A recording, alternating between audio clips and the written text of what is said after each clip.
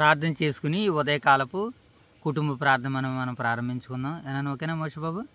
ప్రార్థన చేసుకుని ఉదయకాలపు కుటుంబ ప్రార్థన మనం ప్రారంభించుకుందాం. మోషబాబు ప్రార్థన. మహాగణుడు మహోన్నతుడ ప్రేమ గల మా కనితిండి కృపగలదేవా, మీ అపరమైన నామనికే వెళ్ళేది వందనాలు స్తుతులు స్తోత్రాలు చేయించుకుని తండ్రి. ఈ ఉదయకాల సమయంలో తండ్రి మీ సన్నిధి భాగ్యాన్ని మాకు నిద్రానికి మీకు ఎంతో వందనాలు స్తుతులు స్తోత్రాలు చేయించుకుని తండ్రి. శ్రీమని తండ్రి ఉదయకాల సమయంలో తండ్రి మీ రేవుతండి మీ లేఖనాలు చదువుచున్నగా మాకు సమృద్ధమైన తెలుగు జ్ఞానం తండ్రి చెప్పబోతున్నాం. మీ రాసులకు సమృద్ధమైన తెలియని జ్ఞానం తండ్రి రేవతుని అపుస్తుల కార్యాలు ముగించుకునే తండ్రి రోమపత్రులకు మేము అడుగు పెట్టుచున్నగా మొదటి అధ్యాయం చదువుచున్నగా మొదటి అధ్యాయంలో తండ్రి మీరే కృప చూపండి తండ్రి. ఇటు కడితే కాల్చిన అనారోగ్యులుగా రోగులు కొన్న తినాలి ముట్టు పర్వతమండి ఏ సరస్వతి నామలు ఈ ప్రార్థన మీకు లేడు పెట్టుకుని మా పరమ తండ్రి ఆమేన్. జై తల్లి ప్రార్థన. ప్రార్థన గడమైన శాశ్వతంగా ఒకటిగా తండ్రి వాక్య చదువుకున్న తర్వాత ఆది నుంచి అంతవరకు నీ కృపను లాచి ఒకటిగా తండ్రి రోమపత్రిక తండ్రి ఒకటి అధ్యాయం చదువుతుంది కదండి. ఆ సందర్భాలు లోతుకెళ్ళి నేర్చుకుని లాచి ఒకటి కదండి. మొన్న కాల సమయంలో తండ్రి అపస్సుల కార్యాలు ముగించుకుని తండ్రి అపస్సుల కార్యాలు ముగించుకుని రోమపత్రిక చదువుకున్నాను తండ్రి. ఒకటి అధ్యాయం తండ్రి మీ నాన్న మంచుకుని లాచి ఒకటి కదండి.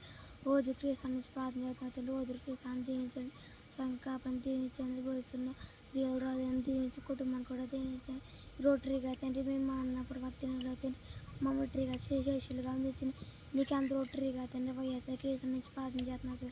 వైఎస్ఆర్ కేసు దీవించాడండి, సంఘ కాపని దీవించండి, పోతున్న రాజుని దీవించండి, రెండు సంఘాలు సేవడానికి కూడా దీవించండి. రోటరీగా తండ్రి ఈ రోజున మొదలవుతండి ఈ ఆదివారం నుంచి మొదలైతే మళ్ళీ వచ్చి ఆదివారం వరకు తండ్రి ఈ 8 రోజులు తండ్రి మీ నా అమ్మాయి మాటలు దాచి రోటరీ కదండి బహిరంగ సభ గురించి ప్రార్థన చేస్తున్నా తండ్రి. ఈ రోజు రాత్రి నుంచి తండ్రి ప్రార్థన స్టార్ట్ అవుతున్నా తండ్రి. బహిరంగ సభలు తండ్రి ఆ 8 రోజులు తండ్రి మీ నా అమ్మాయి మాటలు దాచి తండ్రి. ఇంకెళ్ళైతే 100 రోజులు ఉంటున్నాం. ఆమేన్ తండ్రి. మంచిదినైనా మరి యొక్క సమయంలో ప్రార్థన చేసుకుని మరి చివరిగా ప్రార్థన చేసుకుని మరి ఉదయకాలపు కుటుంబ ప్రార్థన మనం అందరం ముందుకు వెళ్దాం. మోషబాబు ప్రార్థన చేసుకుందాం కళ్ళు మూసుకుంటే. మహాగణుడైన మా తండ్రి, మహోన్నతుడైన మా దేవ, పరిశుద్ధుడైన మా తండ్రి, మీ ప్రేమ కలిగిన నామానికే స్తుతులు స్తోత్రాలు తెలియజేసుకుంటున్నాము దేవా. ఈ ఉదయకాల సమయంలో తండ్రి మీ సన్నిధి భాగ్యాన్ని మీ సన్నిధి కాంతులను మీరు మాకు అనుగ్రహించి నాయన తండ్రి రోమపత్రిక ద్వారాగా తండ్రి నాయన మీకు మహిమ ఘనత ప్రభావాలు చెల్లించడానికి మమ్మల్ని సిద్ధపరిచిన మీ పరలోకపు ప్రేమకై కృతజ్ఞతలు తెలుపుకుంటున్నాం తండ్రి. అయా ఈ ఉదయకాల సమయంలో ఇంతవరకు ఆరాధనలో మమ్మల్ని క్షేమకరంగా నడిపించు ప్రభా.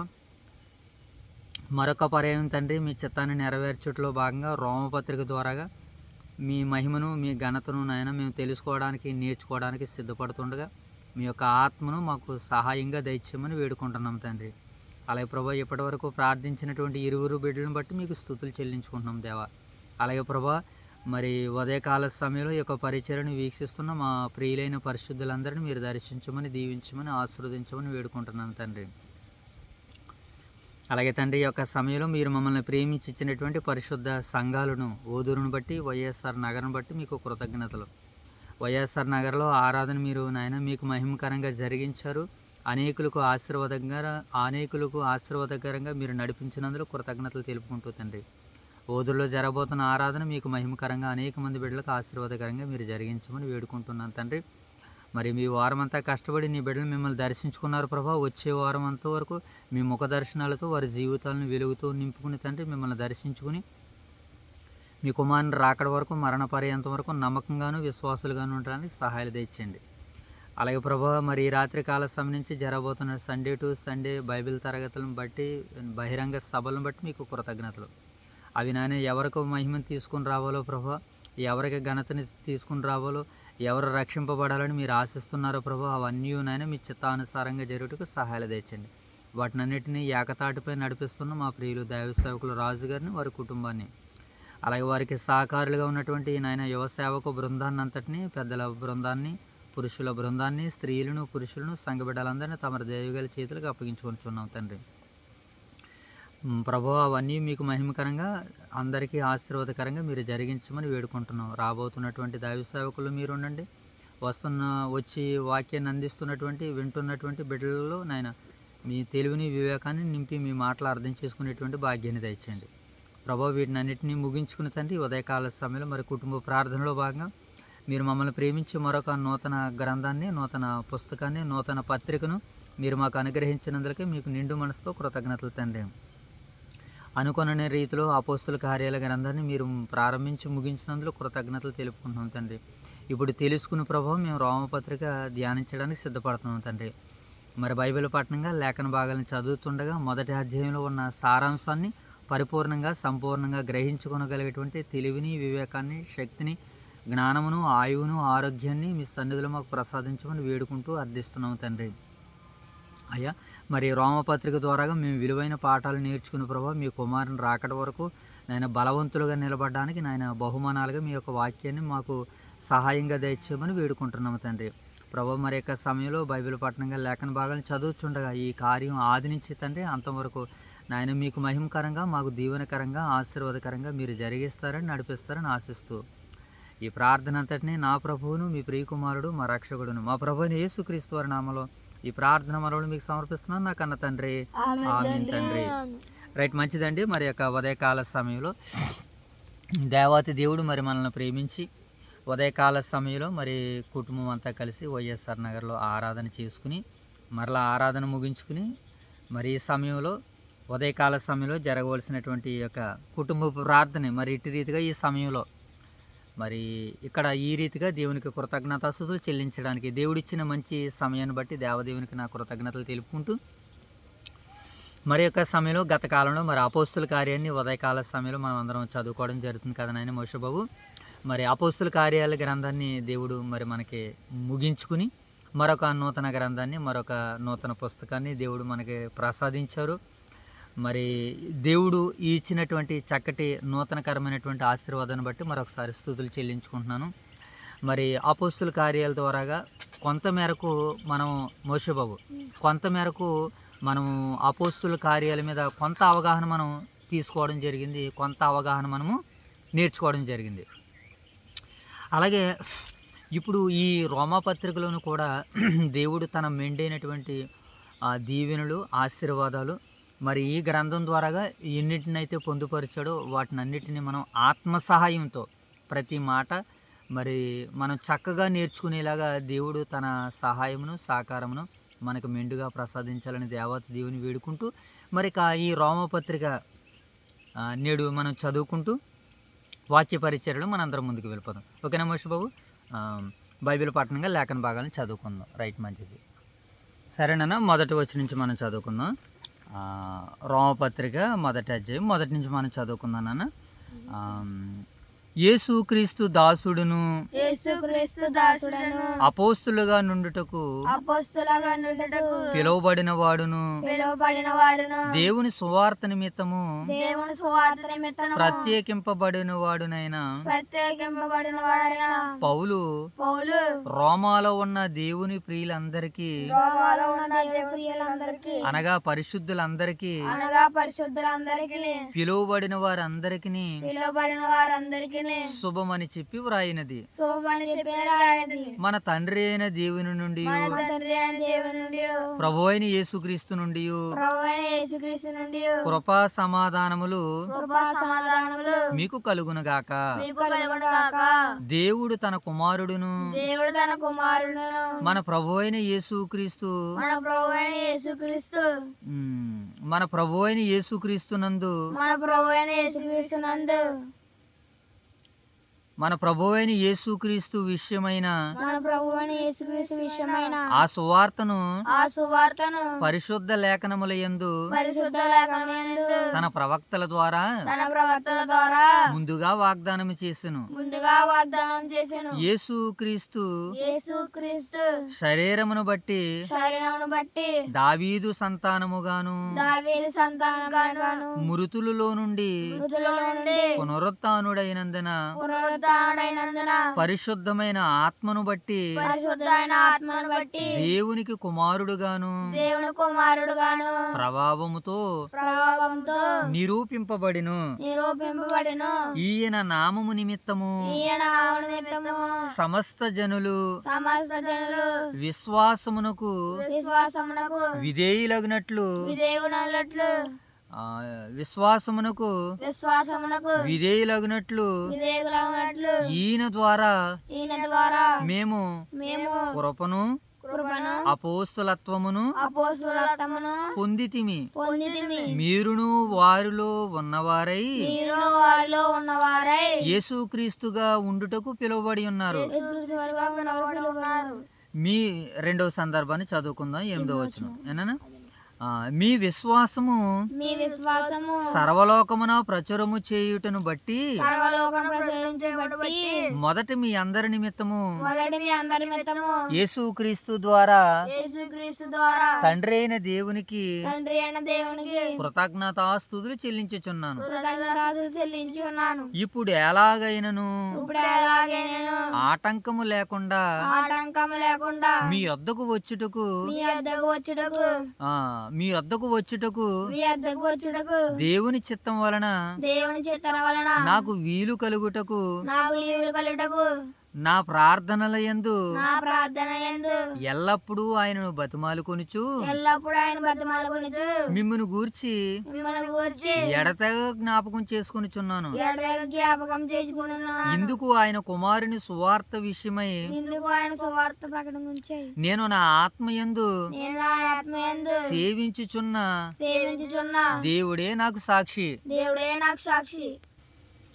మీరు స్థిరపడవలెనని అనగా మీకును నాకును కలిగి ఉన్న విశ్వాసము చేత అనగా మనము ఒకరి విశ్వాసము చేత ఒకరము ఆదరణ పొందవలెనని ఆత్మ సంబంధమైన కృపావరం ఏదైనను మీకిచ్చుటకు మిమ్మును చూడవలెనని మిగులు అపేక్షించుచున్నాను. సహోదరులారా, నేను ఇతరులైన అన్యజనులలో ఫలము పొందినట్లు మీలో కూడా ఫలమేదైనను పొందవలెనని అనేక పర్యాయములు మీ యొద్దకు రానుద్దేశించితిని గాని ఇదివరకు ఆటంకపరచబడి తిని. ఇది మీకు తెలియకుండుట నాకు ఇష్టం లేదు. గ్రీసు దేశస్థులకును గ్రీసు దేశస్థులు కాని వారికి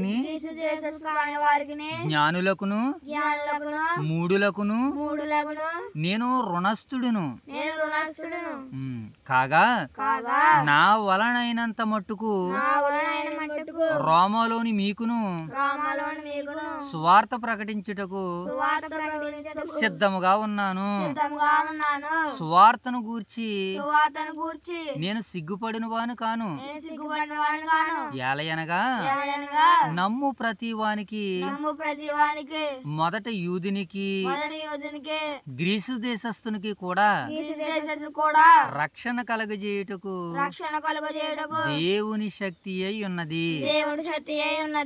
ఎందుకనినా నీతిమంతుడు విశ్వాస మూలముగా జీవించునని వ్రాయబడిన ప్రకారము విశ్వాస మూలముగా అంతకంతకు విశ్వాసమునకు కలుగునట్లు దేవుని నీతి దాని యందు బయలుపరచబడి ఉన్నది. ఎన్నో సందర్భము? 3వ సందర్భాన్ని చదువుకుందాం. ఎన్నో సందర్భము? 3వ సందర్భాన్ని చదువుకుందాం. దుర్నీతి చేత సత్యమును అడ్డగించు దుర్నీతి చేత సత్యమును అడ్డగించు మనుషుల యొక్క మనుషుల యొక్క సమస్త బలహీనత మీదను సమస్త బలహీనత మీదను భక్తిహీనత మీదను భక్తిహీనత మీదను దుర్నీతి మీదను దుర్నీతి మీదను దేవుని కోపము దేవుని కోపము పరలోకము నుండి బయలుపరచబడుచున్నది. పరలోకం నుండి బయలుపరిచున్నది. ఎందుకనగా ఎందుకనగా దేవుని గూర్చిని దేవుని గూర్చిని తెలియసఖ్యమైనది ఏదో తెలియశక్యమైనది ఏదో అది వారి మధ్య విశదమై ఉన్నది. వారి మధ్య సాధ్యమైనది. దేవుడు వారికి విశదిపరిచెను. దేవుడు వారికి సాధింపబడును. ఆయన అదృశ్య లక్షణములు ఆయన అదృశ్య లక్ష్యములు ఆ, ఆయన అదృశ్య లక్షణములు ఆయన అదృశ్య లక్ష్యములు అనగా అనగా ఆయన నిత్య శక్తియు ఆయన నిత్య శక్తియు దేవత్వమును దేవత్వమును జగదుత్పత్తి మొదలుకుని జగదుత్పత్తి మొదలుకొని సృష్టింపబడిన వస్తువులను సృష్టింపబడిన వస్తువులను ఆలోచించుట వలన ఆలోచించడం వలన తేటపడబడుచున్నవి. తేటపడబడి ఉన్నది. గనుక వారు నిరుత్తురులై ఉన్నారు. వారు వారి నిరుతులై ఉన్నారు. మరియు వారు దేవుని ఎరిగియు మరియు వారు దేవుని ఎరిగి ఆయనను దేవునిగా మహింపరచలేదు. ఆయన దేవునిగా మహిమపరచలేదు. కృతజ్ఞతాస్తుతులు చెల్లింపలేదు. కృతజ్ఞతాస్తుతులు చెల్లింపలేదు. తమ వాదముల యందు వ్యర్థులైరి. తమ ఆదరణయందు వ్యర్థులైరి. వారి అవివేక హృదయము అంధకారమాయెను. వారి అవివేక హృదయం అంధకారమైనను. తాము జ్ఞానులమని చెప్పుకుని తమ జ్ఞానములను చెప్పుకుని బుద్ధిహీనులైరి. బుద్ధిహీనులైరి. వారు అక్షయుడగు దేవుని మహిమను వారు అక్షయులకు దేవుడి మహిమను క్షయమగు క్షయమగు మనుషుల యొక్కయు మనుషుల యొక్కయు పక్షుల యొక్కయు పక్షుల యొక్కయు చతుష్పాద జంతువుల యొక్కయు చతుష్పాద జంతు యొక్కయు పురుగుల యొక్కయు పురుగుల యొక్కయు ప్రతిమా స్వరూపములుగా మార్చిరి. ప్రతిభా స్వరూపంగా మార్చిరి. 24వ వచనాన్ని చదువుకుందాం. 4వ సందర్భాన్ని. ఈ హేతువు చేత ఈ హేతువు చేత వారు తమ హృదయముల దురాశలను అనుసరించి వారు తమ హృదయాలను అనుసరించి వారు తమ హృదయముల దురాశలను అనుసరించి వారు తమ హృదయాలను అనుసరించి తమ శరీరమును తమ శరీరమును పరస్పరము పరస్పరము అవమానపరుచుకున్నట్లు అవమానపరుచుకున్నట్లు దేవుడు వారిని దేవుడు వారిని అపవిత్రతకు అప్పగించెను. అపరిచితంగా అప్పగించెను. అట్టి వారు అట్టి వారు దేవుని సత్యమును దేవుని సత్యమును అసత్యమునకు మార్చి అసత్యమును మార్చి సృష్టికర్తకు ప్రతిగా సృష్టికర్తకు ప్రతిగా స్పష్టమును పూజించి సేవించిరి. కృష్ణము పూజించి సేవించిరి. యుగముల వరకు యుగముల వరకు ఆయన స్తోత్రార్హుడై ఉన్నాడు. ఆయన స్తోత్రుడై ఉన్నాడు. ఆమేన్. ఆమేన్. 26వ వచనం చదువుకుందాం. 5వ సందర్భాన్ని. అందువలన దేవుడు అందువలన దేవుడు తుచ్చమైన అభిలాషలకు ఉత్తమైన అభ్యాసములను వారిని అప్పగించెను. వారిని అప్పగించెదను. వారు స్త్రీలు సహితము వారి స్త్రీలు సైతము స్వాభావికమైన ధర్మమును విడిచి స్వాభావికమైన ధర్మం విడిచి స్వాభావికమైన ధర్మమును విడిచి స్వాభావికమైన ధర్మం విడిచి స్వాభావిక విరుద్ధమైన ధర్మమును స్వాభావికమైన ధర్మమును అనుసరించిరి. అనుసరించిరి. అటువలే పురుషులు కూడా అటువలే పురుషులు కూడా స్త్రీ యొక్క స్వాభావికమైన స్త్రీ యొక్క స్వాభావికమైన ధర్మమును విడిచి ధర్మమును విడిచి పురుషులతో పురుషులు పురుషులలో పురుషులు అవాంఛమైనది చేయుచు అవాంఛమైన చేయించు తమ తప్పిదమునకు తగిన సంపత్తియము తగిన ప్రతిఫలమును ప్రతిఫలమును పొందుచు పొందుచు ఒకరికొకరు ఒకరికొకరు కామతప్తులైరి. కామతప్పులైరి. 6వ సందర్భాన్ని చదువుకుందాము. 26వ వచనం చివరి సందర్భాన్ని చదువుకుందాం. మరియు 28వ వచనం. మరియు వారు తమ మనసులో మరియు వారు తమ మనసులో దేవునికి చోటి నొల్లకపోయిరు గనక దేవుని చోటి వెళ్ళకపోయినా చేయరాని కార్యములు చేయుటకు చెయ్యరాని కార్యములు చేయుటకు భ్రష్ట మనసుకు దేవుడు వారిని అప్పగించెను. భ్రష్టమనకు దేవుడు అప్పగించెను. అట్టి వారు అట్టి వారు సమస్తమైన దుర్నీతి చేతను సమస్తమైన దుర్నీతి చేతను దుష్టత్వము చేతను దుష్టత్వం చేతను లోభము చేతను లోభము చేతను ఈర్ష్య చేతను ఈర్ష్య చేతను నిండుకుని నిండుకొని మత్సరము మత్సరము నరహత్య నరహత్య కలహము కలహము కపటము కపటము వైరుమను వాటితో నిండిన వారై వైరమని వాటితో నిండిన వారై కొండెగాండ్రును కొండెగాండ్రులను అపవాదుకులను అపవాదుకులను దేవద్వేషులను దేవద్వేషులను హింసకులను హింసకులను అహంకారులకును అహంకారులకును బెంకములాడు వారును వెంకములాడు వారు చెడ్డవాటిని కల్పించువారును తల్లిదండ్రులకు అవిధేయులను అవివేకులను మాట తప్పువారును అనురాగరహితులను నిరర్ధులను అయిరి. ఇటు కార్యములను అభ్యసించువారు మరణమునకు తగినవారు అను దేవుని న్యాయ విధిని వారు బాగుగా ఎరిగియుండి వాటిని చేయుకున్నారు. ఇది మాత్రమే గాక వాటిని అభ్యసించు వారితో సంతోషముగా సమ్మతించిరి. దేవుని నామానికి మహిమ కలుగును గాక. ఆమేన్. రైట్, మంచిది ప్రియులారా. మరి యొక్క ఉదయకాల సమయంలో మరి దేవాతి దేవుడు మనల్ని మరి ప్రేమించి ఆయన సన్నిధి భాగ్యాన్ని, ఆయన సన్నిధి కాంతులను ఈ ఉదయకాల సమయంలో ఆయన మనకు అనుగ్రహించిన విధానాన్ని బట్టి దేవత దేవునికి మరి మనం అందరము కృతజ్ఞతాస్తుతులు చెల్లింపబద్ధులమైన ప్రియులారా. మరి ఈరోజు మరి దేవుడు మనల్ని ప్రేమించి రోమపత్రిక ద్వారాగా మరొక ఆశీర్వాదాన్ని ఆయన మన జీవితాల్లోనికి అనుగ్రహిస్తున్నారు. ఆయన ఏమనుగ్రహిస్తున్నారు మోషే బాబు? ఒక నూతన ఆశీర్వాదాన్ని రోమపత్రిక ద్వారాగా దేవుడు మనకు అనుగ్రహిస్తున్నారు. కనుక మరి ఈ రోమపత్రిక ద్వారాగా మనం పొందుకోబోయే ఆశీర్వాదాలు, దీవెనలు ఏ రీతిగా ఉంటాయో మనం జాగ్రత్తగా అర్థం చేసుకుని, నేర్చుకుని, తెలుసుకునే ప్రయత్నాలు చేద్దాం. గత కాలంలో యోబు గ్రంథాన్ని అలాగే అపోస్తుల కార్యాలని 2 గ్రంథాలని ముగించుకుని 2 ఆశీర్వాదాలను మనం పొందుకున్నాం. ఎన్ని ఆశీర్వాదాలనైనా? 2 ఆశీర్వాదాలని. మరి ఆ ఆశీర్వాదాలని పొందుకున్నటువంటి మనము చాలా సందర్భాల్లో ఆయన యొక్క దయ మనకు కనబడుతుంది. మనం తినే తిండి విషయంలో, మనం కట్టే బట్ట విషయంలో, మనం చేసే ప్రయాణాల విషయంలో దేవుడు తన క్షేమాన్నిచ్చి ఆశీర్వాదం అనగా ఏంటంటే ప్రియులారా, మనం అనుభవించడానికి దేవుడు సమస్తాన్ని మనకి చక్కబరుస్తున్నారు. మనం ఇంటి దగ్గర అప్పటికి మనం కేవలం మనం ఒకవేళ శరీర సంబంధంగా ఒకవేళ ఈ ఆశీర్వాదాన్ని మనం కొలతలు వేసుకుంటే ఆశీర్వాదాలని భౌతిక సంబంధంగా దేవుడు అనుగ్రహిస్తున్నారు, అలాగే ఆత్మ సంబంధంగా కూడా దేవుడు ఆశీర్వాదాలను అనుగ్రహిస్తున్నారు. భౌతిక సంబంధమైనటువంటి ఆశీర్వాదాలు ఏంటి ఏమంటే? కట్టుకోవడానికి బట్ట, ఉండడానికి నీడ, తినడానికి తిండి, ప్రయాణం చేయడానికి కొద్దిపాటి ధనము, అలాగే వాహనాలని దేవుడు మనకు అనుగ్రహించాడా? ఇచ్చాడు. వీటిని ఇబ్బంది పడకుండా, ఇవి పాడైపోకుండా, అవి నష్టపోకుండా దేవుడు ఈ ఆశీర్వాదం ద్వారాగా మనకి కాపాడుతున్నాడు అన్నది మనం విశ్వాసంగా భావించాలి. ఓకేనా? మనం సాధారణంగా ఇక్కడ టిఫిన్ చేసేవాళ్ళు మన సోదరులు సన్నపు సుధాకర్ గారు అలాగే పాపారావు గారు వేసేటప్పుడు వారు ఇచ్చేటువంటి ఆ టిఫిన్లు మనం భుజించేవారు. ఎంతలంటే తొగు మాత్రపులో మనం ఒక 60 రూపాయలు టిఫిన్ పెడితే మనకి ఆ రోజు మనం క్లోజ్ చేసేసేవాళ్ళు. కానీ ఇప్పుడు ఈ దైవ గ్రంథాన్ని చదువుతున్న దగ్గర నుంచి మనం టిఫిన్ ఎంత చేస్తున్నాం? సుమారుగా ఎంత చేస్తున్నామమ్మా? 150 రూపాయల దాకా చేస్తున్నాం. అంటే మనిషికి ఒక 50 రూపాయలు మనం టిఫిన్ చేయగలుగుతున్నాం అని అంటే నా పిల్లలు, నా బిడ్డలు ఇదిగో నా మాటలు చదువుతున్నారు, నా పట్ల భయభక్తులు కలిగి ఉన్నారు. ఇప్పుడు నా పిల్లలకి ఏం కావాలి? వారికి మంచి ఆహారాన్ని నేను ఇవ్వాలి. అది మంచి ఆహారాన్ని ఇస్తున్నాడు. ఏమండి, ఇదిగో 50 రూపాయలు మనం టిఫిన్ చేయడానికి దేవుడు మనకు ఆ సామర్థ్యాన్ని ఇచ్చారని. ఎలా ఇచ్చారు? దూరదేశాల్లో ఉండు తల్లిగారు కష్టపడము, ఇదిగో తండ్రికి ఇక్కడ నేను కొద్దు నా పనిని బట్టి చేయడము, దీనిని బట్టి దేవుడు ఏం చేస్తున్నాడంటే దీనిని ఆశీర్వదిస్తున్నారు ఆయన.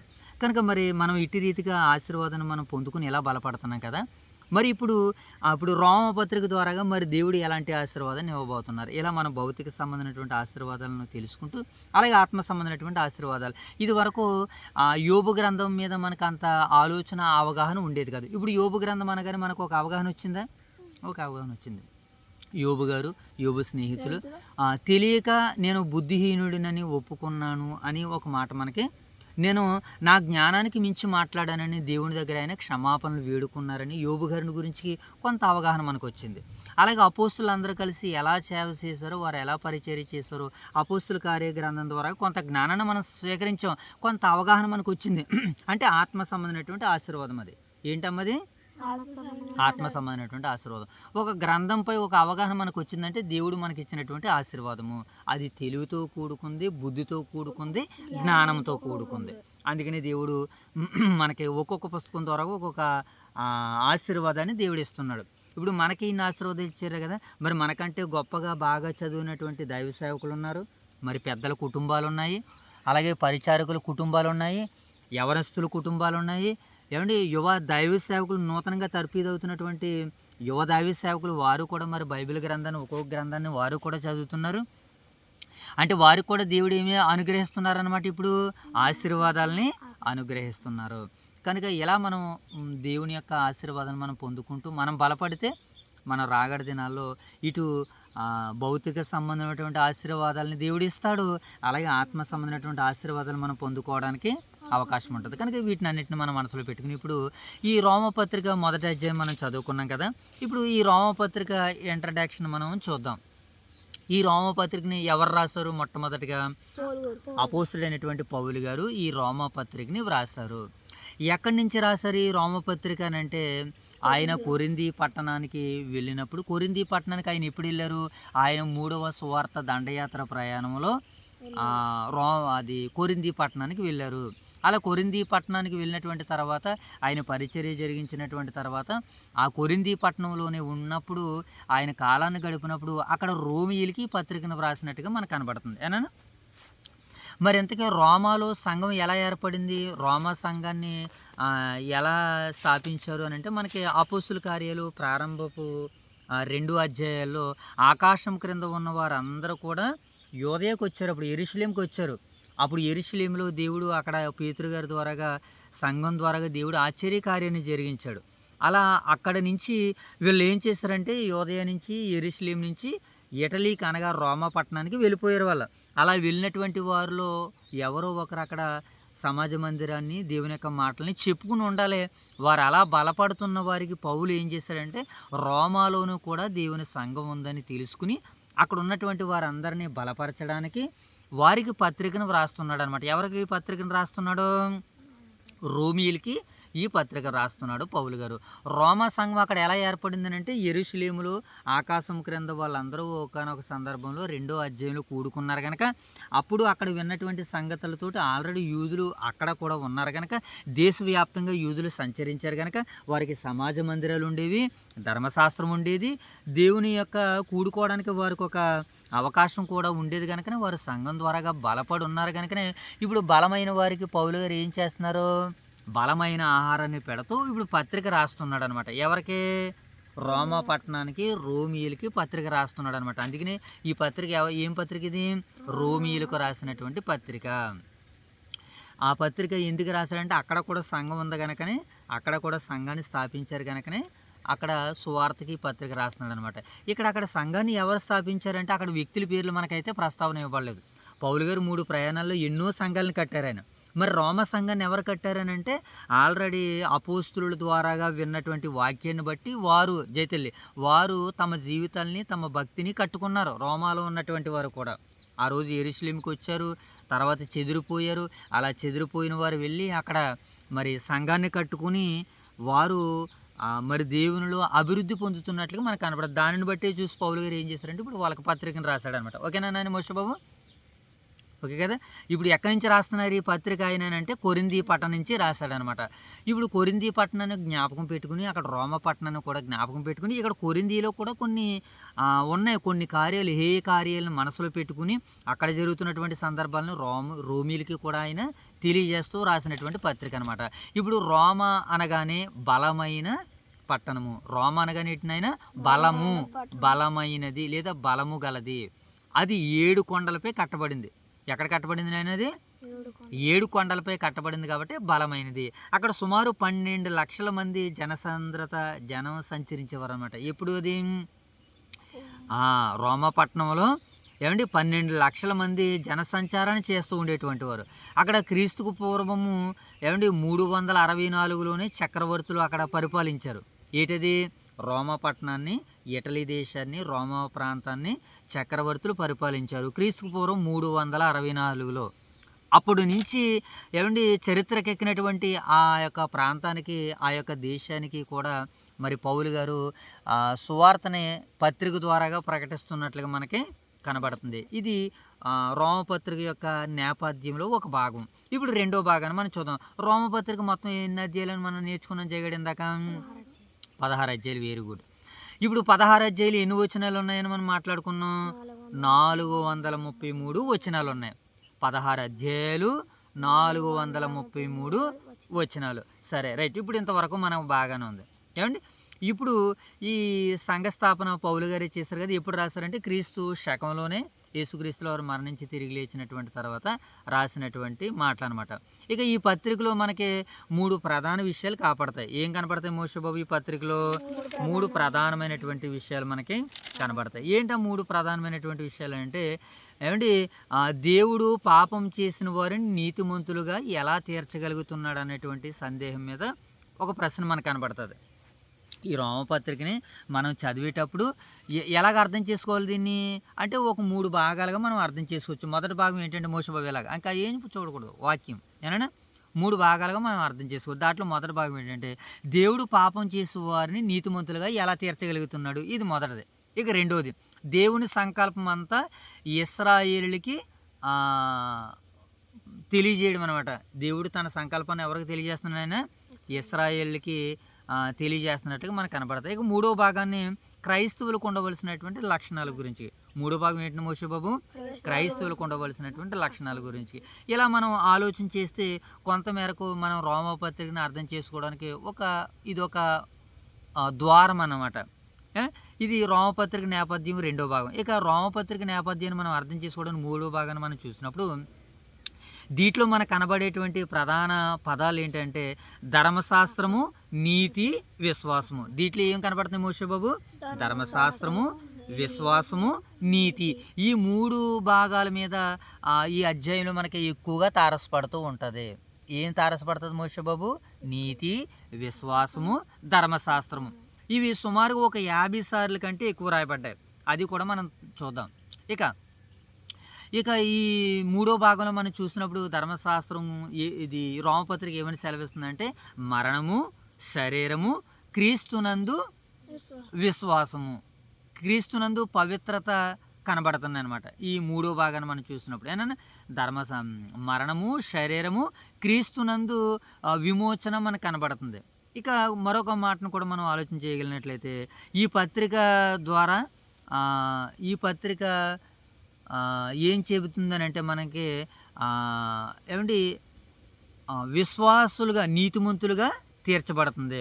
ఇప్పుడు ఈ పత్రికలో ప్రధానమైనటువంటి వచనాన్ని మనం చూడగలిగితే మోషబాబు వెరీ గుడ్. ఈ పత్రికలో ప్రధానమైనటువంటి వచనాన్ని మనం చూడగలిగినప్పుడు మొదటి అధ్యాయం 17వ వచనంలో నీతిమంతుడు విశ్వాస మూలముగా జీవించునని వ్రాయబడినటువంటి మాట. నీతిమంతుడు ఎలా జీవిస్తాడంటే మోషబాబు విశ్వాస మూలంగా జీవిస్తాడు అని ఈ రోమపత్రిక నేపథ్యం మనకి సెలవిస్తుంది. ఇక ఈ రోమపత్రికలో రాయబడినటువంటి కొన్ని పదాలను మనం ఇందాక మాట్లాడుకున్నాం కదా, ఒక 50 సార్లు కంటే ఎక్కువగా రాయబడిందని మనం మాట్లాడుకున్నాం కదా మోషబాబు. వాటిని ఒకసారి మనం చూద్దాం. ధర్మశాస్త్రం అనేటువంటి పదము సుమారుగా 78 సార్లు రాయబడింది. ఎన్నిసార్లు అయినా 78. ఏమండి అందరూ అన్నటువంటి మాట 71 సార్లు రాయబడింది. నీతి అనేటువంటి మాట 66 సార్లు రాయబడింది. విశ్వాసము అనేటువంటి మాట 62 సార్లు రాయబడింది. పాపము అనేటువంటి మాట 60 సార్లు రాయబడింది. మరణము అనేటువంటి మాట 42 సార్లు రాయబడింది. క్రీస్తునందు అనేటువంటి మాట 33 సార్లు రాయబడింది. శరీరము అనేటువంటి మాట 28 సార్లు 20 సార్లు రాయబడింది. ఇలా ఈ 8 పదాలని మనకి తారసపడుతున్నప్పుడు అవును కదా ఈ పదం బైబిల్లో ఈ పదం ఈ గ్రంథంలో ఇదిగో ఈ 40 సార్లు అని 50 సార్లు అన్నటువంటి పదం మీకు జ్ఞాపకం వచ్చినప్పుడు మీకు భవిష్యత్తులో నా అంతటి వారు అయినప్పటికీ మీకు ఒక బైబిల్ మీద పరిపూర్ణమైనటువంటి అవగాహన వచ్చేస్తుంది. ఏనా అట్టి అవగాహన మనకు రావాలంటే ఈ పత్రికలో మొత్తానికి 219 పదాలు మనకు కనబడుతుంది. ఎన్ని పదాలు చేతల్లి? 219 పదాలు. ఇప్పుడు ఈ పదాలన్నింటినీ ఈ భాగాలన్నింటినీ అర్థం చేసుకునేటువంటి ప్రయత్నాలు చేద్దాం. ఇది రోమపత్రిక యొక్క నేపథ్యం. ఇప్పుడు రోమపత్రిక మనం ఇంతవరకు చదువుకున్నటువంటి అధ్యాయాలని ఇంతవరకు మనం చదువుకున్నటువంటి ఆ వచనాలని 4 భాగాలుగా మనం తీసేసి త్వరగా మనం ముగించేసుకుందాం. ఏంటంటే దీంట్లోని మొదటి 7 వచనాలు ఏం చెప్తున్నాడంటే పౌలు గారు రోమపత్రికలో ఎన్ని వచనాలు ఉన్నాయి మొత్తానికి మనం అనుకున్నాం 32 వచనాలు. Very good. ఈ 32 వచనాలని ఒక 5 భాగాలుగా ఒక 6 భాగాలుగా మనం మాట్లాడుకుందాం. 6 భాగాలుగా మొదటి 7 వచనాలు ఏంటైనా మోషబాబు? శుభములు. అలా మోకాల మీద అలా తీసి మొదటి 7 వచనాలు ఏడు చేయగాడు శుభములు చెబుతున్నాడు అనమాట. శుభములు చెప్తున్నాడు. తర్వాత 15వ వచనం వరకు 8-15 వచనాల వరకు స్వకీయ విషయాలను చెప్తున్నాడు పౌలు గారు. సొంత విషయాలు. తర్వాత 16-17 జస్ట్ ఒక 2 వచనాల్లో సువార్త శక్తి గురించి చెబుతున్నారు ఆయన. తర్వాత 18-32 వచనాల్లో మానవుని యొక్క పతనం ఎలాగున్నదో మాట్లాడుతున్నారు ఆయన. తర్వాత 5వ సందర్భాన్ని చూసినట్టు 18-23 వచనాల్లో 7 దిగుడు మెట్లు మనకు కనబడుతున్నాయి. ఇక చివరిగా 24-32 వచనాలు మనం చూసినాడు దేవుడు అప్పగిస్తున్నాడు. ఏం అప్పగిస్తున్నాడో, ఎవరిని అప్పగిస్తున్నాడో, ఇలా మనం లేఖనాలను ఆధారం చేసుకుని మనం మాట్లాడగలిగితే మనకి చాలా సందర్భాలు అర్థమవుతాయి. చూద్దాం. మొదటిగా ఆయన శుభములు మొదటి 6-7 వచనాలు ఏం సెలవిస్తున్నాడు ఆయన? ఏమని శుభములు సెలవిస్తున్నాడో మచ్చుకు మొదటి అధ్యాయం మొదటి వచనం చూద్దాం. యేసుక్రీస్తు దాసుడును అపోస్తులుగా నుండుకు పిలువబడిన వాడును దేవుని సువార్త నిమిత్తం ప్రత్యేకింపబడిన వాడునైన పౌలు రోమాలున్న దేవుని ప్రియులందరికీ అనగా పరిశుద్ధులుగా ఉండుటకు పిలువబడిన వారందరికీ శుభమని చెప్పి వ్రాయినది. మీరు పరిశుద్ధులుగా ఉండడానికి పిలువబడ్డారు, మీరు నీతిమంతులుగా ఉండడానికి మీరు పిలువబడ్డారని వాళ్ళందరినీ సంబోధిస్తూ, వాళ్ళందరినీ మోషేబాబు మాట్లాడుతూ పౌలు గారు వాళ్ళందరినీ కూడా దేవునిలో ఉత్తేజపరుస్తున్నారు, వారిని ఆనందపరుస్తున్నారు. ఇలా శుభములు తెలియజేసుకుంటూ వస్తూ కింద అన్నాడు ఈయన నామము నిమిత్తము సమస్త జనులు విశ్వాసమునకు విధేయులగినట్లు ఈయన ద్వారాగా మేము కృపను అపోస్తలత్వమును పొందితిమి. మేము ఈ ఉద్యోగాన్ని ఎందుకు పొందామనంటే ఇప్పుడు పౌలు గారు కూడా ఒక ఉద్యోగాన్ని పొందారు. ఇంతకీ ఆయన చేయవలసినటువంటి ఉద్యోగం ఏంటి? సువార్త ప్రకటించాలి. విశ్వాసానికి విధేయులగినట్లుగా వారు ఏం చేయాలి? ఇప్పుడు ఉద్యోగం చెయ్యాలి. విశ్వాసం ఎలాగుంటుంది, విశ్వాసం ఏం చేస్తే మనుషులకు విశ్వాసం వస్తుందని ఈ రోమపత్రికలోనే పౌలు గారు ఆ మాటను కోట్ చేశాడు. ఏమని కోట్ చేశాడు తెలుసా మోషేబాబు? కాగా వినుట వలన విశ్వాసము కలుగును అని మాట్లాడతాడు పౌలు గారు రోమపత్రిక 10వ అధ్యాయంలో. వినుట వలన ఏం కలుగుతుంది మోషేబాబు? వినుట వలన ఏం కలుగుతుంది? విశ్వాసము కలుగుతుంది. ఒకసారి కాల్ చేపేసుకో, 2 కాల్ చాపుకో. అలా వాక్యం అంటే నీకు బాగుంటుంది అనమాట. బాగా చేపేసుకో. పౌలు గారు ఏమని చెప్తున్నాడు మోషేబాబు? వినుట వలన ఏం కలిగిన అంటున్నాడు ఆయన? విశ్వాసం కలుగును. ఏమింటే విశ్వాసం కలుగుతుంది? వాక్యము అనగా ప్రభు అయిన యేసుక్రీస్తుల వారిని గూర్చి వింటేనే విశ్వాసం కలుగుతుంది. మరి వినేటువంటి మాటలు మనం ఏమింటాం? రోజుకి బోల్డని మాటలు వింటాం, బోల్డని పాటలు వింటాం, బోల్డని మాటలు మాట్లాడతాం. దాంట్లోంచి విశ్వాసం కలుగుతుందా? ఆవగింజంత విశ్వాసం కూడా రాదు. మనిషికి విశ్వాసం రావాలి అంటే మహనీయుల గురించి మాట్లాడితే విశ్వాసాలు పెరుగుతాయి. ఒక అబ్రహాం గారి గురించి మాట్లాడామనుకోండి, అబ్రహాం ఎంత గొప్పవాడా, విశ్వాసులకు తండ్రా అని అనిపిస్తుంది. నీకు విశ్వాసం పెరుగుతుంది. అప్పుడు ఏంటి, ఆయనకు 100 సంవత్సరాలు వచ్చినప్పుడు కూడా పిల్లలు పుట్టలేదా? 100 సంవత్సరంలో దేవుడు పిల్లలకు బహుమతికి ఇచ్చాడా? 25 సంవత్సరాలు ఆయన పరీక్షించాడా? కుమారుని బలిగా ఇవ్వడానికి ఆయన ఇష్టపడ్డా? అమ్మ బాబోయ్, అబ్రహాం గారు ఇన్ని క్వాలిటీస్ ఉన్నాయా అని నీకేమనిపిస్తుంది తెలుసా? అప్పుడు నువ్వు కూడా విధేయుడు అవ్వాలనిపిస్తుంది. అలా బోధించేవాడు పౌలు గారు. ఎలా బోధించేవాడట? ఆయన నామము నిమిత్తము, ఆయన అనగా ఎవరో? యేసుక్రీస్తుల వారి నామము నిమిత్తము సమస్త జనులు విశ్వాసమునకు విధేయులైనట్లు ఈయన ద్వారాగా మేము ఈ ఉద్యోగాన్ని పొందాం. అపోస్తుల ఉద్యోగం అది, గొప్ప ఉద్యోగం అది. అపోస్తులు అనగానే ఏంటినైనా బ్రాండ్. అపోస్తులు అంటే ఏంటినైనా బ్రాండ్. అది బ్రాండ్. బ్లడ్తో ముడిపడింది. ఎవరిదా బ్లడ్? ప్రభు అయిన యేసుక్రీస్తుల వారి బ్లడ్ని చూపించడానికి అపోస్తులు అందరూ కూడా ఉద్యమాలు చేశారు. వాళ్ళు అక్కడ నాకు సీటు వచ్చింది, అపోస్తలత్వంలోని నాకు ఉద్యోగం వచ్చింది, దాని గురించి నేను ప్రకటిస్తున్నానర్రా మీకు అని రోమా వారిని పురుకొలుపుతున్నాడు అనమాట. ఏమని చెప్తున్నాడు చూడండి. ఆయన నామము నిమిత్తము సమస్త జనులు విశ్వాసమునకు విధేయులైనట్లు ఈయన ద్వారాగా మేము కృపను అపోస్తలత్వమును పొందితిని. మీరును వారిలో ఉన్నవారే యేసుక్రీస్తు వారిగా ఉండుటకు మీరు కూడా పిలువబడ్డారు అని రోమాలో ఉన్న వారికి ఈ మాటలు చెప్పగానే వాళ్ళందరికీ ఎలా ఉంటాయి? అమ్మ బాబోయ్, దేవుడు మమ్మల్ని పిలుచుకున్నాడనంట అని శుభవచనాలు ఎప్పుడైతే రాశారో వాళ్ళు ఆసక్తిగా ఈ పత్రికని వింటూ చదువుతూ నేర్చుకుంటూ ఉంటున్నారు. ఇప్పుడు 8వ వచనం చదువుతాను చూడండి. 8వ వచనం ఎంత బాగుంటుందో ఒకసారి. 8వ వచనం చదువుదాం నేను. ఏమని రాయబడింది అక్కడ? మీ విశ్వాసము సర్వలోకమున ప్రచురము చేయుచుండుటను బట్టి మొదట మీ అందరి నిమిత్తము యేసుక్రీస్తు ద్వారా నా దేవునికి కృతజ్ఞతాస్తుతులు చెల్లించుచున్నాను. వీరి విశ్వాసం ఎక్కడ ప్రకటింపబడుతుందట? సర్వలోకంలో ప్రకటింపబడుతుందట. ఎవరిది? రోమాలో ఉన్న వారిది సర్వలోకంలో ఎలా ప్రకటింపబడుతుంది? సర్వలోకులందరూ కూడా ఎక్కడికి వచ్చేవారంటే రోమా పట్టణానికే వచ్చేవారు. ఎందుకనంటే ఆనాటి కాలానికి 12 లక్షల జనాభా నివసించే సాంద్రత కలిగినటువంటి ప్రాంతం రోమపట్నంగా మనకు కనబడుతుంది. అందుకనే అక్కడ మీరు నివసిస్తున్నారు కనుక, అక్కడ మీరు జీవిస్తున్నారు కనుక మీ విశ్వాసం ప్రపంచ దేశాలను అలుముకుంటుంది. ఇప్పుడు సర్వలోకాన్ని అలుముకుంటుంది అని అంటే మేమేమి చిన్నవారు అనుకున్నాం. విన్నాళ్ళు మేము చిన్నవారం అయితే కాదు. మా సువార్త సర్వలోకానికి వెళ్తుందా? పౌలు గారి మాటలు అంత గొప్పగా అనబోయేసరికి విన్నవారందరికీ ఇప్పుడు ఏం కలుగుతుంది? విశ్వాసం కలుగుతుంది. అసలు ఈ రోమాపత్రికే విశ్వాసానికి ఆధారం అని మనం మాట్లాడుకున్నాం. 1:17 కాగా నీతిమంతుడు విశ్వాసం మూలంగా బ్రతుకుతాడు. ఎలా బ్రతికేస్తాడు మోషే బాబు? మనుషుడు రొట్టె వలన కాదు కానీ దేవుని నోట నుంచి వచ్చి ప్రతి మాట వలన ఏం చేస్తాడు? జీవించేస్తాడు. 40 రోజుల పాటు యేసుక్రీస్తుల వరకు ఏమీ లేదు. 40 రోజులు ఎన్నా పౌలు గారికి అయ్యి మనం అపోస్తుల కార్యాలు చదువుకున్నప్పుడు పౌలు గారి విషయంలో అన్నది. కానీ ప్రభు అయిన యేసుక్రీస్తుల వరకు 40 రోజుల పాటు ఏమీ లేదు. సాతానుగాడు వచ్చి అంటున్నాడు, మహానుభావా నువ్వు ఈ రాళ్ళను రొట్టెలు చేసేసుకుని నీ ఆకలి తీర్చేసుకున్నాడు. రే నాయన, రొట్టె వలన కాదురా బాబు, దేవుని నోట నుంచి వచ్చే ప్రతి మాట వలన మనిషి బ్రతుకుతాడు అన్నాడు. అలాగే ఇశ్రాయేలు ప్రజలకి దేవుడు తన ఆజ్ఞలను తీసుకురావడానికి, క్షమించండి మోషే గారు తన ఆజ్ఞలను తీసుకుని రావడానికి 40 రాత్రులు 40 పగలు కొండ మీదే ఉండిపోయారు అక్కడ. మరి ఆయనకు అక్కడ ఆహారం ఏం పెట్టారు దేవుడు? ఆ రాతి పలకల్లో దైవుని యొక్క ధర్మశాస్త్రాలు చెబుతుంటే రాస్తుంటే ఆయనకి ఆ టైమే తెలియలేదు. కనుక ఇప్పుడు కూడా వీళ్ళకి ఏంటంటే సర్వలోకంలో ఈ సువార్త ఏం చేయబడుతుంది? ప్రకటింపబడుతుంది.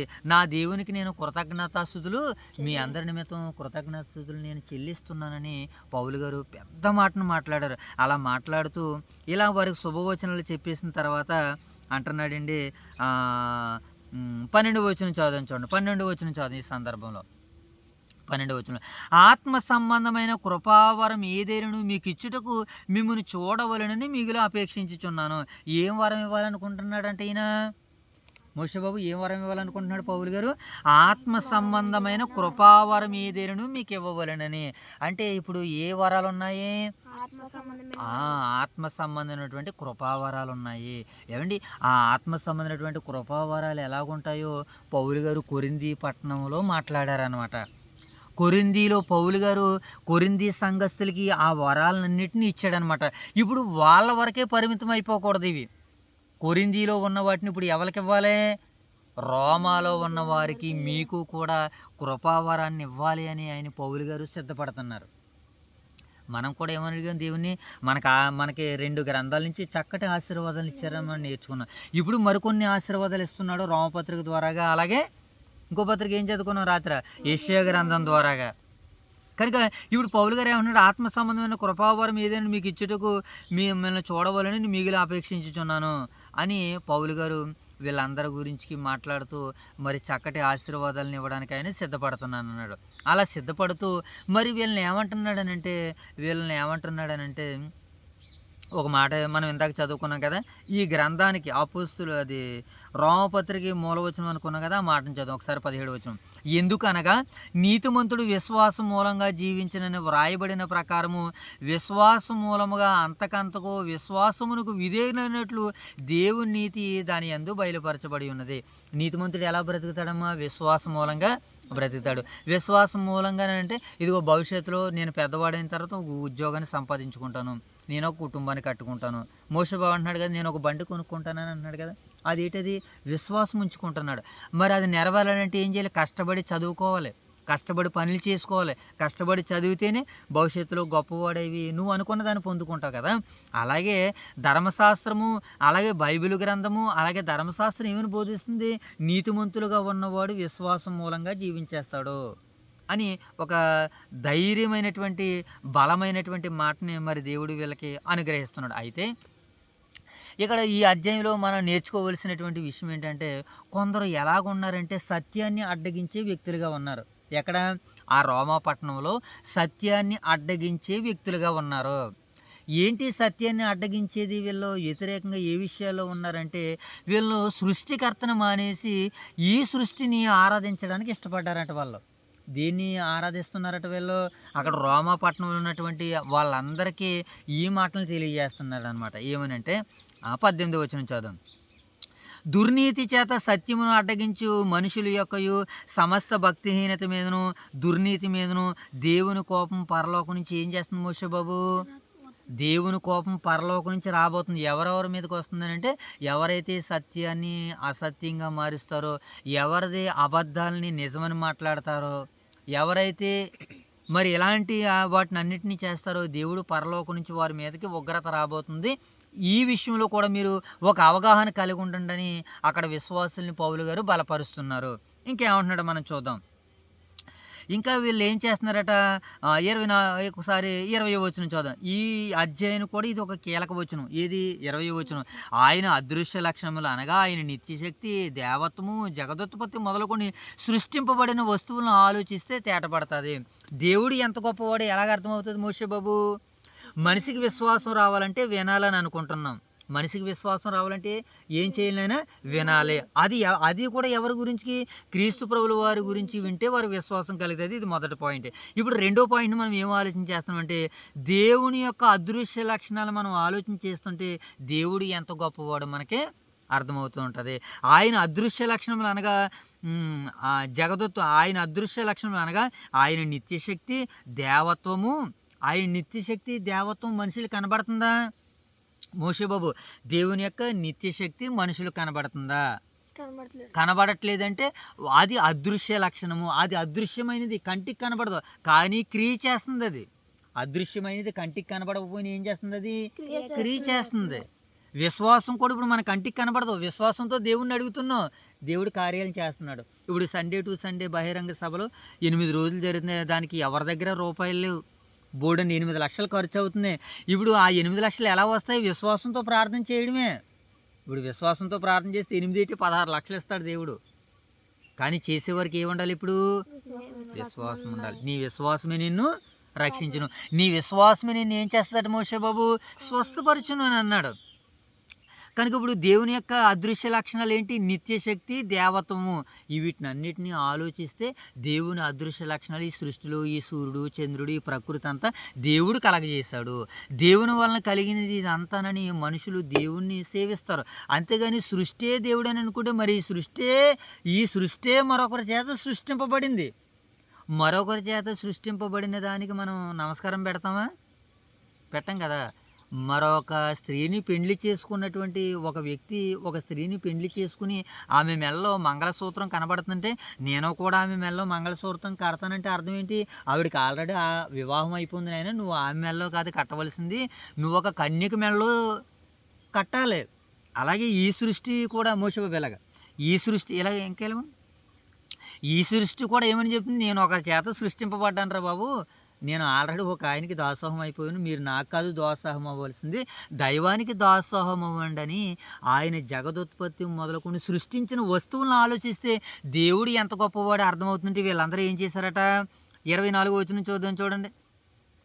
24వ వచనం చదివేసి మనం ముగించేసుకుందాం. ఈ హేతువు చేత వారు తమ హృదయములు దురాశలు అనుసరించి తమ శరీరంలో పరస్పరం అవమానపరుచుకున్నారు. అట్టి వారు దేవుని సత్యమును అసత్యమునకు మార్చిరి. సృష్టికర్తకు ప్రతిగా వాళ్ళు ఏం చేస్తున్నారట? సృష్టమును పూజించి సేవించిరి. సృష్టాన్ని పూజించి సేవిస్తున్నారు. కారణం ఏంటంటే వీళ్ళకి జ్ఞానము లేదు. ఇప్పుడు సర్వలోకానికి వీళ్ళకి జ్ఞానాన్ని మనం ప్రకటించాలనంటే ఈ పత్రిక మీరు చదవండి, దేవుని అదృశ్య లక్షణాలు మీరు చూడండి, వారికి మీరు క్రీస్తు పక్షాన సువార్త ప్రకటన చేయండి, వాళ్ళని అందరినీ మార్చండి అని పౌలు గారు మరి ఈ మాటలని సెలవిస్తున్నాడు. అందుకని అంటున్నాడు, అందువలన దేవుడు వారిని వీళ్ళ గురించి ఇంకెలా చెబుతూ అంటున్నాడు. ప్రియులారా 28వ వచనం చదివేసి మనం ముగించేసుకుందాం. చివరిగా 28వ వచనం చదువుకుందానని మోషే బాబు 28వ వచనం చదివేసుకుని మనం ముగించేసుకుందాం. మరియు వారు తమ మనసుల్లో దేవునికి చోటు నొల్లకపోయారు గనక చేయనాని కార్యములు చేయుటకు దేవుడు వారిని ఏం చేశాడట? భ్రష్ట మనసుకి అప్పగించేశాడట. దేవుడు నేనని చెబుతున్నా వినకపోతే మనం ఏం చేస్తాము? భ్రష్ట మనసుకి అప్పగించేస్తాం. పిల్లలకి చెబుతుంటారు తల్లిదండ్రులు, ఇంకేం లేదనుకోండి వదిలేస్తారు. కొంతమందిని వదిలేస్తే వారు ఏమైపోతారు? మరలా పాడైపోతే తల్లిదండ్రులకి చెడ్డ పేరు కనుక మరలా వారిని హక్కుని చేర్చుకున్నటువంటి తల్లులు ఉన్నారు, తండ్రులు ఉన్నారు. అలాగే పరలోకమందున్నటువంటి దేవుడు కూడా మరియు వారు తమ మనసులో దేవునికి చోటు ఇవ్వలేదు కనుక చేయరని కార్యాలు చేయుటకు వారు దేవుడు ఏం చేశాడట? భ్రష్ట మనసుకి ఎప్పుడైతే ఇచ్చేసాడో పెన్ ఒక దేవుడు అంటాడు, ఏమండి పుస్తకం ఒక దేవుడు అంటాడు, పుస్తకం ఒక దేవుడు అంటాడు, ఇంకెవరు అంటాడు? ఏమండి ఈ వస్త్రాలు ఒక దేవుడు అంటాడు, అన్నీ దేవుడే అంటాడు. అందుకనే భ్రష్ట మనసుకి ఇచ్చేసాడు దేవుడు. మరి పరిశుద్ధాత్మకు ఎవరిని అప్పగించాడు అంటే ఎవరైతే దేవుని పట్ల భక్తి భావాలు కలిగి జీవిస్తూ ఉంటుంటారో వారిని పరిశుద్ధాత్మకి దేవుడు అప్పగిస్తాడు.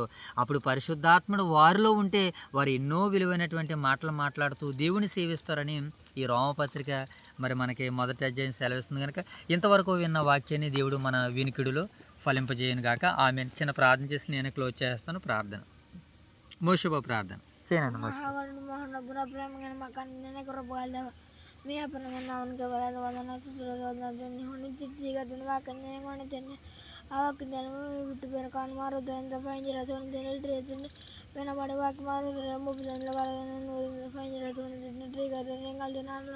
తిని అల్ముడ్డి ఆమేన్ తండ్రి, ఆమేన్ తండ్రి. ప్రార్థన వినుడి. మోషువ పాడాలి. ప్రార్థన మాకు నేర్పుమయ. జైతల్లి ప్రార్థన పడతాయి కాడ మన శాశ్వతకి ఉట్టిగా తిని వాక్య చదువుకున్న వార్తండి వెత్తబడే వాక్తాన్ని మీరు అది పక్కన మరొక పక్కన తీర్చింది అంత ఉట్టిగా కాదండి ఈ రోటరీ కాదండి తండ్రి రోమపత్రిక నాయన తండ్రి రోమపత్రిక తండ్రి ఒకటి అధ్యాయం చదువుకున్నాను తండ్రి ఒకటి అధ్యాయంలో తండ్రి ఆ సందర్భంలో వచ్చరికి నేర్చుకునేలా చేసిన కానీ రోటరీ కాదండి వాక్య చదువుతున్న కదండి మీరు సత్య సంబంధించిన కానీ తండ్రి ఇంకా అయితే అన్న రోగులు ప్రశ్న ఆమేన్. ఏమో చివరిగా ప్రార్థన చేసుకుందాం. మహాగణుడు మా తండ్రి, మహోన్నతుడు మా దేవ, పరిశుద్ధుడు మా తండ్రి, మీ ప్రేమ కలిగిన నామానికి స్తుతులు చెల్లించుకుంటున్నాం ప్రభా. ఈ ఉదయకాల సమయంలో మీ సన్నిధి భాగ్యాన్ని, మీ సన్నిధి కాంతులను నాయన రోమపత్రిక ద్వారా మీరు మాకు అనుగ్రహించారు ప్రభా. మరి ఇంతవరకు చదివినటువంటి, ఇంతవరకు నేర్చుకున్నటువంటి, ఇంతవరకు మీరు జరిగించినటువంటి పరిచర్ని బట్టి నేను మిమ్మల్ని మనస్ఫూర్తిగా హృదయపూర్వకంగా కృతజ్ఞతాస్తుతులు చెల్లించుకొనిచున్నాము తండ్రి. అయ్యా ప్రభా, ఈ మాటలు వింటున్న ప్రతి కుటుంబాన్ని మీరు దర్శించి దీవించి ఆశీర్వదించండి. అలాగే నేను యొక్క పరిచర్ను వీక్షిస్తూ మమ్మల్ని ప్రోత్సహిస్తున్నటువంటి పరిశుద్ధులందరినీ మీరు దీవించి ఆశీర్వదించండి. అలాగే ప్రభు ఉదయకాల సమయంలో మా యొక్క మీరు మమ్మల్ని ప్రేమించి ఇచ్చినటువంటి స్థానిక సంఘాలను జ్ఞాపకం చేసుకున్నాం ప్రభు. ఊదురు వైఎస్ఆర్ నగర్లో ఉన్నటువంటి సంఘ బిడ్డలను, విశ్వాసులను, పరిశుద్ధులను, దైవ సేవకుల కుటుంబాలను మీరు దీవించి ఆశీర్వదించండి. ఈరోజు ఆరాధనలో ఊదురులోను వైఎస్ఆర్ నగర్లోను మీ మహిమ కొరకు జరిగించి మీరు ఘనతా మహిమ ప్రభావాలు పొందినందుకు కృతజ్ఞతలు తెలుపుకుంటున్నాం ప్రభా. 2 సంఘాల్లో మీ సేవకులు నిలబెట్టి బలమైన పరిచర్య చేసినందుకు వందనాలు తండ్రి. ఆయా పరిశుద్ధులు మీరు ఏర్పాటు చేసుకున్న ప్రభు వల్ల కార్యక్రమాలు ప్రతి పరిచర్యలు మీ తోడును అనుగ్రహించినందుకు కృతజ్ఞతలు తెలుపుకుంటున్నాం ప్రభా. మరి మధ్యాహ్న కాలం ముగించుకుని తండ్రి రాత్రికాల సమయంలో జరబోతున్నటువంటి సండే టు సండే బహిరంగ సభల విషయమై కష్టపడుతున్నటువంటి సహోదరులను అందరినీ దీవించి ఆశీర్వదించమని వేడుకుంటూ తండ్రి ప్రార్థన చేస్తున్నాం ప్రభా.